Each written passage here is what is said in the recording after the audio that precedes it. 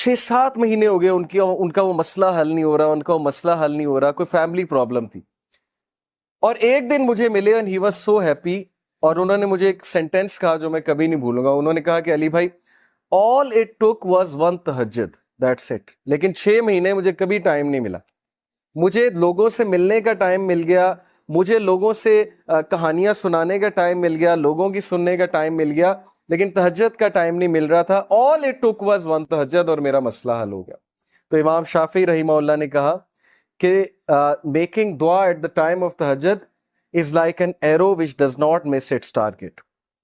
तो बाकी ये कि अल्लाह दुआ आप करें और ना मिले, ये एक अलग बात है। जाहिर है अल्लाह ताला वही देंगे जो बेहतर है, लेकिन ये सेंटेंस याद रखने वाला है कि all it took was one तहज्जुद।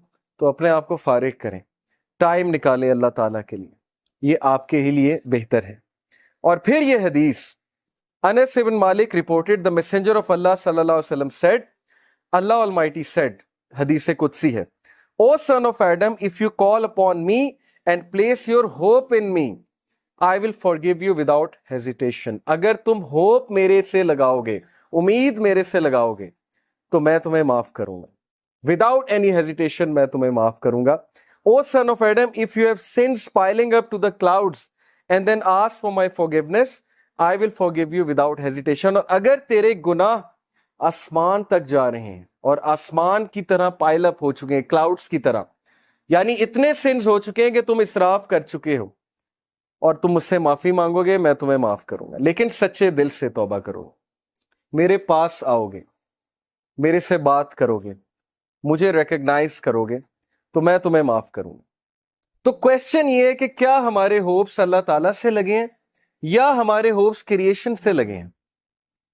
मैं यूथ से बात कर रहा हूं, मैं हैरान हूं कि हम एक इंसान के लिए रातें जाग लेते हैं, हम उसके लिए अपने डिसीजन चेंज कर लेते हैं, कैरियर के जो हमारी लाइन है उसको चेंज कर देते हैं एक इंसान को पाने के लिए, एक इंसान के पीछे दौड़ते हैं, और बाद में हमें कोई खास फायदा भी नहीं मिलता। बाद में हमें जो है वो रिग्रेट होता है कि मैंने इतना कुछ किया और आगे से रिजल्ट जो है वो कुछ भी नहीं है। तो ये है वो मिसालें जो अल्लाह ताला हमें कुरान मजीद में बता रहे हैं, हदीस में बता रहे हैं कि तुम मेरे से उम्मीद लगाओ, तुम मेरे पास आओ, तुम मेरे से मांगो, फिर देखो कि तुम्हारा मसला हल होता है कि नहीं होता है।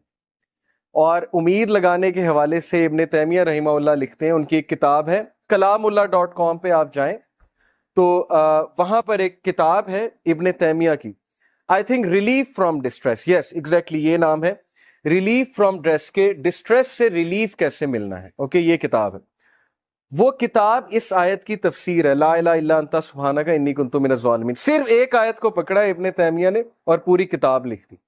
उसमें वो एक बात लिखते हैं कि असलाफ जानबूझकर ये दुआ करते थे, ये भी एक दुआ थी उनकी कि हमारी दुआएं डिले हों, हमारी दुआओं की कबूलियत डिले हो। अब ये हमारे लिए, हम जैसे लोगों के लिए जो दुनिया में बहुत डूबे हैं, बड़ी अजीब बात है। हम तो चाहते हैं यूं दुआ कबूल हो, मैं अल्लाह से मांगूं और चीज मेरे सामने हो, चाहे वो मेरे लिए बेहतर है या नहीं है। असलाफ कहते थे कि हम जानबूझ के विश करते थे कि दुआएं डिले हों। क्यों? क्योंकि जब बंदा दुआ कर रहा होता है उसका ताल्लुक ही अल्लाह से और होता है, तो वो उस ताल्लुक को एंजॉय करते थे कि हम तकलीफ में हैं, हम किसी डिस्ट्रेस में हैं, बस हम दुआएं किए जाएं। तो ये ताल्लुक उन्हें बहुत लुत्फ देता था। ये एक बहुत हाई लेवल की बात है। बताना मैं आपको ये चाह रहा हूं कि देखें, मुसीबतें आती हैं, मुश्किलें आती हैं, इंसान पर बहुत से फेजेस आते हैं, और उस फेज में अगर अल्लाह से आप कनेक्ट कर जाएं तो ये आपके लिए खैर ही खैर है, और उस फेज में अगर अल्लाह से दूर हो जाएं तो फिर ये शर है बहुत बड़ा। तो अल्लाह ताला कहते हैं कि ए आदम के बच्चे, अगर तेरे सिंस पाइल अप कर जाए क्लाउड जितने, तब भी मैं तुझे माफ करूंगा अगर तू मुझसे माफी मांगेगा। और फिर अल्लाह ताला ने कहा, ओ son of Adam, if you come to me with enough since to fill the earth and then you meet me without associating anything with me, I will come to you with enough forgiveness to fill the earth. अगर तू मुझसे मुलाकात करे और तू मुझसे माफी मांगे और तेरे सिंस अर्थ को फिल करे हुए हैं, यानी इनफाइनाइट सिंस हैं, और तू मुझसे माफी मांगेगा, तो मैं तुझे बिल्कुल उतनी फॉरगिवनेस के साथ माफी करूंगा जितने तेरे सिंस, और ना सिर्फ माफ करूंगा, तेरे सिंस को मैं रिवॉर्ड्स में कन्वर्ट करूं। सच इज अल्लाह कि ना सिर्फ गुनाह माफ हुए बल्कि गुनाहों को रिवॉर्ड्स में कन्वर्ट कर दिया अल्लाह ताला ने। इतना आसान है, ایک انسان کو منانا کتنا مشکل ہے، انسان کو منانے میں انسان بہت ذلیل ہوتا ہے، اللہ کو منانا کتنا آسان ہے. ٹھیک ہے، تو یہ ہے وہ مثالیں جس سے ہمیں سوچنا چاہیے کہ ہم کس ہستی کو اگنور کر رہے ہیں. ابو ذر reported, the messenger of Allah sallallahu alaihi wasallam said, Allah Almighty says, whoever comes with a good deed will have the reward of 10 like it and even more. جو کوئی اچھا عمل کرے گا میں اسے 10 ریوارڈز دوں گا، دنیا میں بھی اور آخرت میں بھی. دنیا کا ریوارڈ کیا ہے؟ ضروری نہیں کہ آپ کو پیسوں کی شکل میں مل جائے یا آپ کو کوئی reward as an materialistic reward مل جائے. عزت ہے، اللہ تعالیٰ کی طرف سے کنٹینٹمنٹ ہے، اچھی نیند ہے، اللہ تعالیٰ کی طرف سے اچھے دوست ہیں، اچھا لائف پارٹنر ہے، اچھی فیملی ہے، اچھی لائف ہے، عزت والی لائف ہے، یہ ریوارڈز ہیں. And whoever comes with an evil deed will be recompensed for one evil deed like it or he will be forgiven. اور جو گناہ کرے گا تو گناہ 1 لکھا جائے گا، 10 نہیں لکھے جائیں گے. ریوارڈ کرے، اچھا کام کرے گا تو 10 لکھے جائیں گے، گناہ کرے گا تو 1 لکھا جائے گا. تو یہ اللہ کی ذات ہے. He is all merciful, compassionate. When Allah SWT created the throne, He wrote over it, Verily, my compassion overcomes my wrath. بے شک میری رحم دلی، میرا compassion میرے غصے پہ حاوی ہے. اللہ تعالیٰ is all merciful for the creation. تو اس میں آپ کو ایک واقعہ بھی سناتا ہوں کہ یہ حلیت الاولیاء ایک کتاب ہے، اس میں کچھ واقعات صحیح ہیں. تو ون آف دا صحیح انسیڈنٹس کہ بنی اسرائیل کا ایک شخص تھا اور اس کے بہت سے سینس تھے. مطلب یو کین امیجن ڈرنکارڈ ہوگا، ظاہر ہے کہ چوری کرتا ہوگا، رابری کرتا ہوگا، واٹ ایور. وہ اتنا تنگ آئے وہاں کے لوگ کہ انہوں نے کہا کہ اس کو دور دراز کسی علاقے میں چھوڑ آتے ہیں چینز باندھ کے، کیونکہ بہت فساد مچاتا ہے. تو وہ اس دور کے جو نبی تھے ان سے انہوں نے مشورہ کیا، مشورہ کر کے اس کو چینز میں باندھا، دور پھینکا. یعنی اس کے سینس اتنے زیادہ تھے، وہ اتنے تنگ تھے، انہوں نے کہا مرتا ہے تو مرے. اس بندے کی ڈیتھ ہو گئی اور اللہ تعالیٰ کی طرف سے اس نبی کو وحی آئی، اور وحی میں اللہ تعالیٰ نے کہا کہ میرا ایک ولی فوت ہو گیا، تم نے اسے غسل نہیں دیا. اور وہ نبی اتنا حیران ہوئے، ان کے پیروں تلے زمین نکل گئی کہ یہ کون فوت ہو گیا؟